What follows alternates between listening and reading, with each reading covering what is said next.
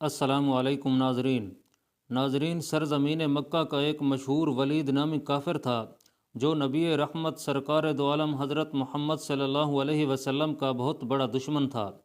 وہ آپ صلی اللہ علیہ وسلم کو تکلیف دینے کا کوئی بھی موقع ہاتھ سے نہ جانے دیتا تھا۔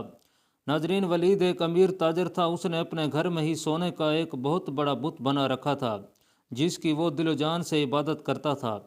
ایک دن وہ بت کی پوجا کرنے میں مصروف تھا کہ اچانک سونے کا بت باتیں کرنے لگا جس کی وہ پوجا کر رہا تھا۔ اس بت نے ولید سے کہا، اے میرے ماننے والے، مجھ پر یقین کرنے والے، سن لے، محمد صلی اللہ علیہ وسلم اللہ کے رسول، ان کا دین سچا نہیں ہے۔ محمد صلی اللہ علیہ وسلم پر کبھی بھی ایمان نہ لانا۔ محمد صلی اللہ علیہ وسلم کے رسول ہونے کی کبھی بھی تصدیق نہ کرنا۔ بت کو بولتے ہوئے دیکھ کر ولید کی خوشی کی انتہا نہ رہی۔ اس نے اپنے ارد گرد رہنے والے کافروں کو اکٹھا کیا اور کہا کہ دیکھو میرا خدا کیا بول رہا ہے۔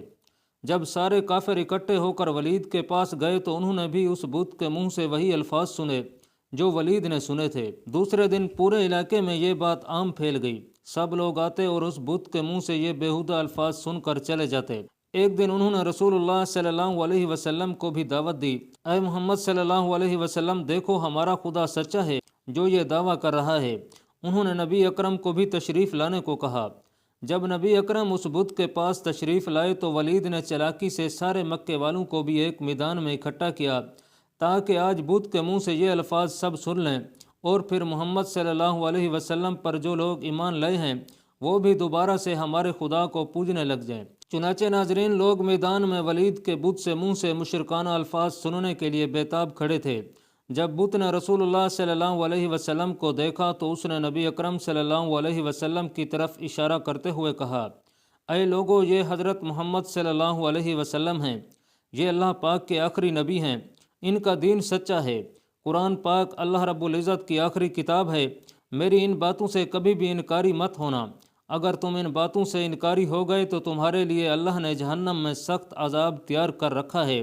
اگر تم دنیا اور آخرت میں کامیاب ہونا چاہتے ہو تو نبی اکرم کے دین پر ایمان لے آؤ۔ خدا اور اس کے نبی کو راضی کر لو گے تو تم دنیا و آخرت دونوں میں کامیاب ٹھہرو گے۔ اے کافرو، بتوں پر یقین کرنے والو، تمہارے سارے بت تم کو گمراہ کر رہے ہیں۔ اگر تم نے انہی بتوں کی پوجا کی تو تم سارے کافر مزید گمراہ ہوتے جاؤ گے اور مرنے کے بعد تمہارا ٹھکانہ جہنم کی سخت آگ ہوگا۔ ناظرین، جب ولید نے اپنے بت کے منہ سے یہ الفاظ سنے تو اس نے شرم کے مارے سر جھکا لیا۔ ولید کو اپنے بت پر اتنا غصہ آیا کہ اس نے غصے میں آ کر بت کے ٹکڑے ٹکڑے کر دیے۔ حضور اکرم صلی اللہ علیہ وسلم اس میدان سے واپس جا رہے تھے کہ نبی اکرم صلی اللہ علیہ وسلم کی نظر ایک گھوڑے سوار پر پڑی جو بڑی تیزی کے ساتھ ہاتھ میں خون سے تر تلوار لیے نبی اکرم صلی اللہ علیہ وسلم کی طرف بڑھ رہا تھا۔ جب وہ نبی اکرم کے پاس آیا تو اس نے آپ صلی اللہ علیہ وسلم کو سلام کیا۔ پیارے آقا صلی اللہ علیہ وسلم نے سلام کا جواب دیا اور دریافت فرمایا کہ تم کون ہو؟ اس شخص نے جواب دیا، اے محمد صلی اللہ علیہ وسلم، میں ایک مسلمان جن ہوں۔ میں آپ پر یقین رکھتا ہوں۔ مجھے مہین بن العبر کے نام سے پکارا جاتا ہے۔ میں جبل طور میں رہائش پذیر ہوں۔ میں کسی کام کے لیے دوسرے علاقے میں گیا ہوا تھا۔ میں آج کافی دنوں کے بعد گھر واپس آیا ہوں تو میں نے دیکھا کہ میرے گھر والے کافی اداس بیٹھے رو رہے تھے۔ میں نے ان سب سے رونے کی وجہ دریافت کی تو انہوں نے جواب دیا کہ ایک شیطان ولید کافر کے بت میں حاضر ہوا ہے اور اس نے نبی اکرم صلی اللہ علیہ وسلم کے بارے میں بیہودہ الفاظ کہے ہیں۔